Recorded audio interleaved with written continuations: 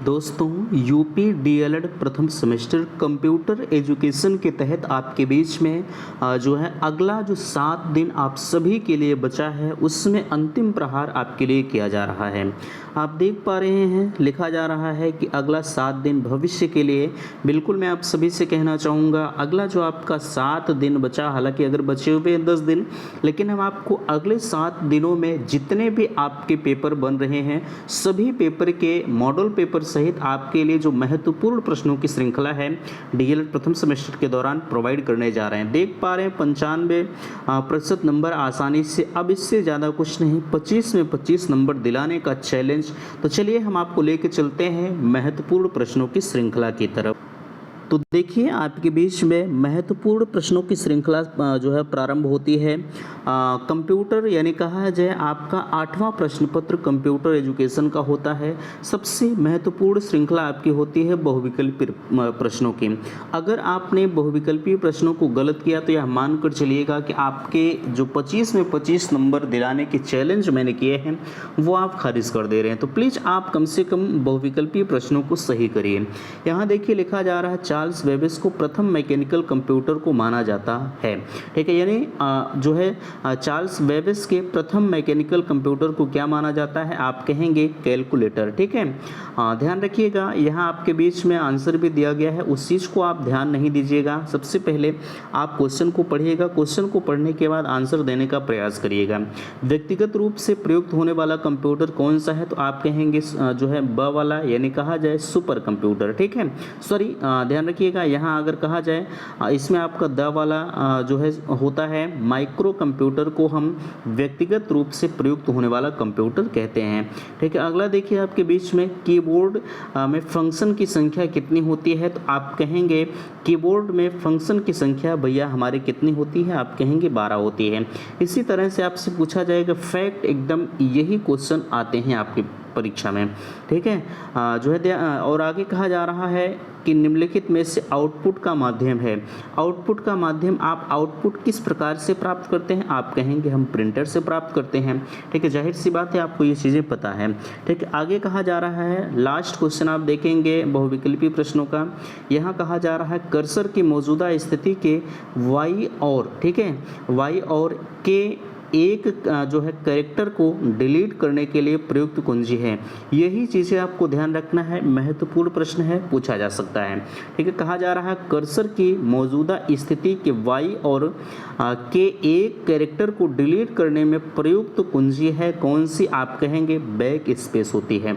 ठीक है, ये चीज़ें उम्मीद करते हैं कि आपको समझ में आई होंगी। यहाँ देखिए जो है अतलगुत्ती प्रश्नों की श्रृंखला अब आपके बीच में आ रही है। अगर आपको इस पीडीएफ की ज़रूरत पड़ रही है तो प्लीज़ आपके बीच में टेलीग्राम चैनल दिया गया है। आप टेलीग्राम चैनल मामूली से शुल्क 150 रुपये का रखा गया, आप उसे ज्वाइन करिए। ठीक है, आप जो है महत्वपूर्ण प्रश्नों की श्रृंखला आप उस टेलीग्राम चैनल से प्राप्त कर सकते हैं। ठीक है, चलिए यहाँ आगे कहा जा रहा है, आप देख पा रहे हैं एनिमेशन क्या होता है। एनिमेशन हरकत या भ्रम पैदा करने वाला जो है 2D या 3D जो है कलाकृति या मॉडल छवियों का तेज़ी से प्रदर्शित करने वाला एक अनुक्रम है। यही आपका एनिमेशन कहलाता है। ठीक है, ऐसे ही पूछा जाएगा। मैंने आपसे कहा है अब भैया ये 2 नंबर का क्वेश्चन होता है। ठीक है, अब ये 1 नंबर का क्वेश्चन आपका है, तो 1 नंबर में आप बहुत ज़्यादा तो आपको लिखना नहीं, अतलगुत्तरी आपके 1 नंबर के होते हैं, ध्यान रखिएगा। ठीक है, ये आपके 1 नंबर के क्वेश्चन है, तो 1 नंबर के लिए 2 लाइन आपके लिए सफिशियंट है। ठीक है, चलिए अगला आपके बीच में है स्पैम किसे कहते हैं? स्पैम एक असंगत और अनचाहा ईमेल है जिसमें प्रायः विज्ञापन भरे होते हैं, इसी को हम स्पैम कहते हैं। ठीक है, अगला आपके बीच में आ रहा है, देखिए कंप्यूटर को इंटरनेट से जोड़ने में किसकी सहायता लेते हैं? जब आप कंप्यूटर को इंटरनेट से जोड़ते हैं तो आप किसकी सहायता से जोड़ते हैं? कंप्यूटर को इंटरनेट से जोड़ने के लिए मॉडेम का प्रयोग किया जाता है। ठीक है, अगला कहा जा रहा है, हम बिल्कुल तीव्र गति से चल रहे हैं, आपका समय जो है बच जाए, यही हमारा एक परम उद्देश्य है। आगे कहा जा रहा है वाई मैक्स क्या होता है? वाई मैक्स को अगर हम कहें तो वाई मैक्स एक दूर दूरसंचार तकनीकी है। इस तकनीकी के माध्यम से एक कंप्यूटर दूसरे कंप्यूटर से बिना तारों की सहायता से संपर्क स्थापित कर सकता है। ठीक है, आपने देखा होगा ब्लूटूथ वगैरह ये चीज़ें आपको पता है। ठीक है, वाईफाई आपने देखा होगा। वाईमैक्स दूरसंचार तकनीकी है। इस तकनीकी के माध्यम से एक कंप्यूटर दूसरे कंप्यूटर को बिना तारों की सहायता से जो है संपर्क स्थापित कर सकता है।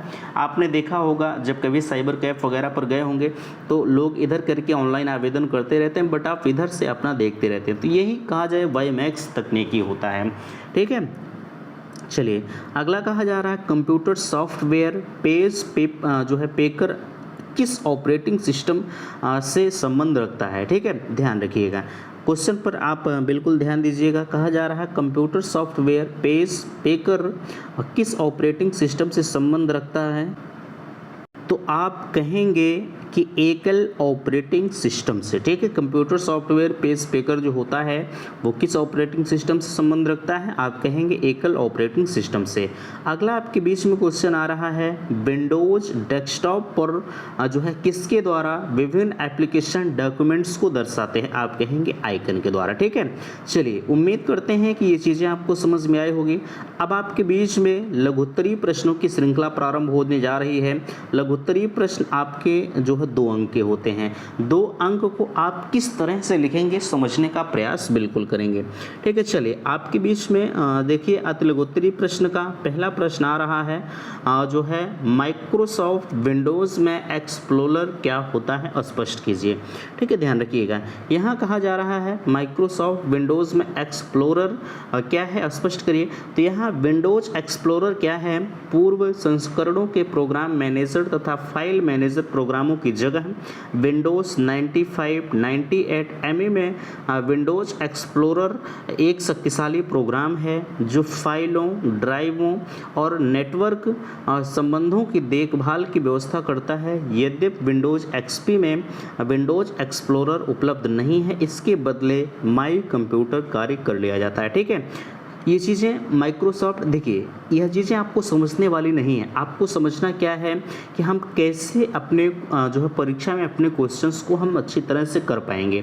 ठीक है, इसमें आप क्या समझेंगे आप खुद समझ सकते हैं। ठीक है, फिलहाल के लिए यह चीज़ें आपको रटने योग्य है, बिल्कुल आप इस चीज़ को ध्यान रखिएगा। चलिए अगला क्वेश्चन, स्क्रॉल बार क्या होता है, इस चीज़ को भी आप ध्यान रखिएगा। स्क्रॉल बार को अगर हम कहें आपके बीच में तो समझने का प्रयास करिएगा, ध्यान रखिएगा।